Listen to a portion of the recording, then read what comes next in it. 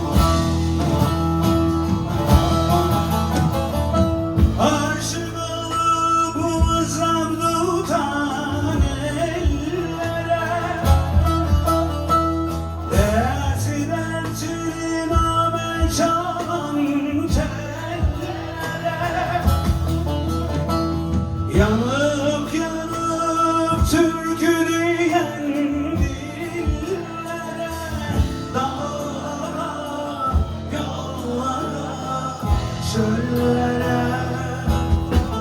Siz de diyardan diyara sor beni, yarim yarim bul beni, yarim yarim gör beni.